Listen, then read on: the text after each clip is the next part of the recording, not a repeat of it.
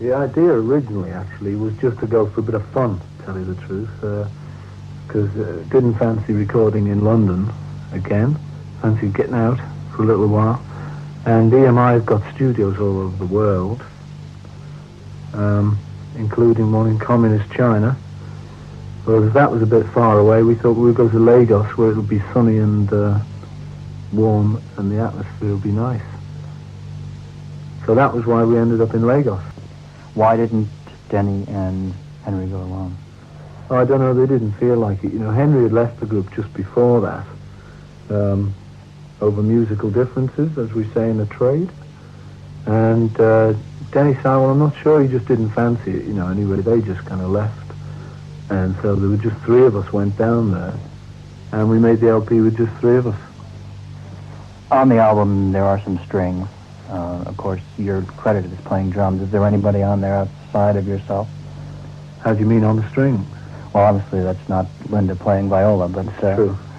What outside assistance did you get besides the three of you? All the other orchestrations and stuff, all the, orchestra, official type instruments were played by official type players. But the rest of the thing is just three of us, except for one little percussion thing, which an African fellow living in London called Remy Quebecer put on for us. But that's all. Otherwise, it's just the three of us clubbing away. On the American album, I understand Helen Wheels is going to be included, and it isn't in this one. Why is that? Well, the man from the American record company rang me up one day. He said, "Hi, Paul, transatlantic call." "Hi, Al." His name's Al. It would have been silly to call him anything else. And he said, "Well, I just done the Pink Floyd, I think," and he said, "We took a single off that and increased the sales by 200 units. And I think you should do it in America, you know, especially Helen Wheels going great guns with it. Play on the album." So I said, "I'll ring you back tomorrow, Al." And I rang him back tomorrow. I said, "You've got it, Al. Sounds good to me." And I acquiesced, as we say in the business. Which I always haven't done, really, because Another Day wasn't on an album, for example. No, I don't normally do that myself. You know, I like the idea of making an album which is just an album, and then singles which are just singles, but I don't have any real hard and fast rules for it, so if someone rings me up and says it'd be good to put the single on the album, which the American record company did, they only wanted it for America, being basically selfish. So I said, okay, but we won't do it on the British one. Just because I didn't really think it fitted too well. I still haven't heard the American cut of the album, so I don't know if it fits. But one way you look at it, it's more value, because you've got an extra track in there. Another way you look at it, well, you've got a single in on an album, and so it's really half a dozen of one and six of the other. How do you see your personal progress now as a producer? You are the producer of this album. Yes, I don't think of myself as a producer, you know, but I like to do it just because, I'm available. As far as live performances go, you did the tour this year of Britain, and you can't go to the States. Where to now? Don't know. The first thing is to get another band together.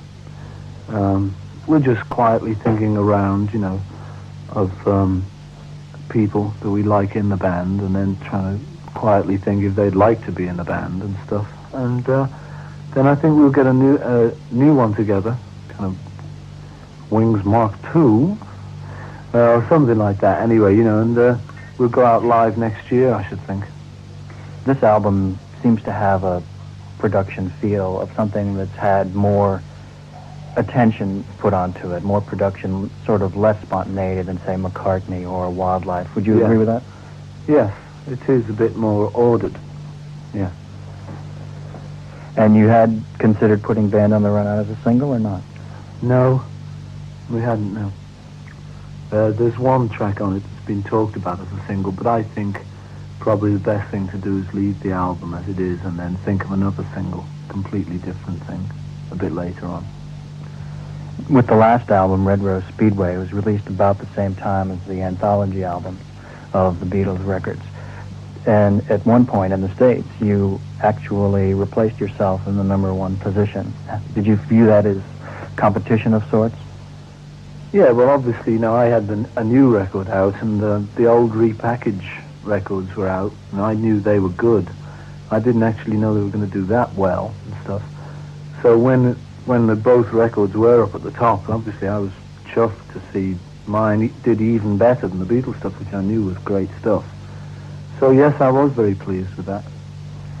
You say it's not from the competition thing of kind of knocking the Beatles off the top or anything, but just because there was a danger that our record the new record wouldn't do as well because of the old one, and that was a bit of a hang-up, you're past catching up with you kind of thing. Almost all of the records that you've done since 1970, and even some of the Beatles ones, the Beatles repackagings, do better in America than here, relative chart position-wise. Yeah. Why do you think that is? Well, Britain just likes a very kind of different, en masse, as we say in the business. Britain likes a kind of different style of thing from the American market. You find a lot of the people who are very big in Britain, especially with, the younger market. Younger market sounds like Shepherd's Bush or somewhere, doesn't it? But, especially with the teeny boppers, the people who do very well here don't do very well in the States, necessarily. So, I don't know why it is, really. I think it's just different taste, I think they want more kind of clump, good rock and roll dancey music here, which I think Helen Wheels is more of, than, say, My Love. I mean, My Love really, I can't see it going down well in England, whereas in America I can see them kind of smooching to it more. Here they want a bit more rock and roll, a bit more bash. Or, I don't know, or completely the other way. A real kind of ballady ballad. But it's just different, the taste, you can't put your finger on it, but the taste in Britain is just different from the rest of the world at the moment. And in America, the demand for acts like yourself, the Rolling Stones, the major British acts, seems to be so much greater. That is not that they're not appreciated here, but they fall over people like yourself over there. I mean, Don Kirshner, who's done just about everything, was asked recently what his main ambition was, and he said the only thing left would be to get all the former Beatles together on one stage. He didn't say what they were going to do once they got there. Lots of luck, Don. Right, no way? Oh, I can't see it really myself. There's, like anything, there's millions of sides to it and stuff. If they did, if we did get back together on stage, well, it might be great, might be the greatest thing ever happened, but it also might not be as good as it was, kind of thing, There'd also be the difficulty of kind of trying to manage these four individuals, who'd had a taste of being individuals and stuff, and I think it'd be quite difficult to do, I don't think Don Kirshner's the man. I don't think anyone would do it for him, to tell you the truth. Nothing against him, but cough, cough. That sort of marks a significant change in your life, because in the history of pop, which this week features the Beatles, they say that the Beatles were Siamese quads, as it were. Obviously, you think you've sort of parted, as it were. And that is in lifestyle. That is, you're old enough now to have a separate existence. Yeah, but I still think we're very similar, I don't think you'll find anyone being really that different. I think it's just a thing that happened, and at the time, I think if it had been able to happen, it would have been good for everyone just to continue and have things roar on, and be as successful as they'd been. But I think once you've done the breakup bit, I think then it is really hard to kind of start getting, it is then like, people coming back together again, and you kind of have to solve all your difficulties and all that kind of stuff. I'd rather just see it happen, if it happened, kind of casually and quietly. If it did happen, great, For certain things, it could be a gas. I don't rule it out and stuff, but until it happens, I'm not going to spend all my energies trying to make it happen, in case, as I say, either it wasn't as good or, no one really wanted it. I'm not going to kind of go around flogging myself to death saying, come on, let's do it, and find other people say, well, we're not really keen, I mean, that was at the beginning of the Beatles, that all kind of had to happen, you know, all the enthusiasm for it and stuff. I'm not as hung up on it, you know. I think that, there's a lot of potential still in the three of us, you know, in music. It just, you know, it all depends, doesn't it? During the time when the rash of those reunion rumors, at least the latest rash, was going about, which was in May, you did the Oxford gig and you entertained the press there, if you recall that occasion. Mm-hmm. At which point someone asked, why did you do the Ringo song? And then you replied, I would do it for any friend. I'd do it for Rod Stewart if he rang up. And sure enough, the next day, yeah, he rang up. I've done one for him, yeah. Could you say something about those two songs, the Ringo and the Rod? Well, both the same thing, really. You know, two friends rang me up and said, you know, would you do a song? And I said, yeah, love to. And because I like that, you know, I like songwriting for someone. It gives you something to write to if you're writing for a particular artist. Or artist, as we say in the trade. And, cool. You know, so that's it. Yeah, it was just a straightforward job for me, kind of thing, you know, which I enjoyed doing, and I think we both worked out okay. When you see the Osmonds going down such a storm here, with the fans flinging themselves underneath automobiles and across airport barriers and everything, do you have any deja vus, or you just kind of say, oh? Never understood what deja vus are, mind you, but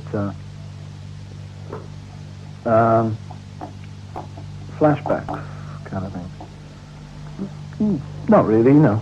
No, I think, you know, good on them, give it to them now, you know. I mean, I wouldn't like particularly to be doing all that again, you know.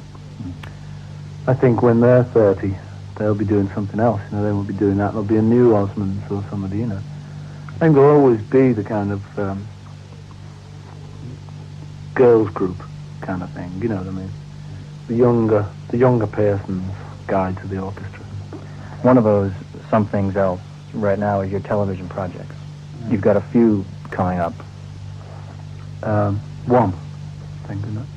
Well, I'm including Walt Disney. Oh yes, over Christmas, yes. I'm introducing the Disney films, yeah, on the Christmas Disney time thing, yeah. But that's just a bit of fun, you know, it's just to try that kind of thing. I've always just liked that program, you know, and if you watch it and kind of with the kids and stuff over Christmas, it's always a nice program and stuff. So I did that just for that.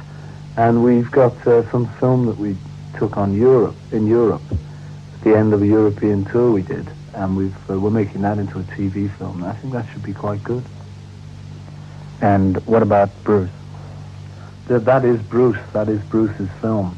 Bruce McMouse is a mouse who lives under the stage on which we're playing.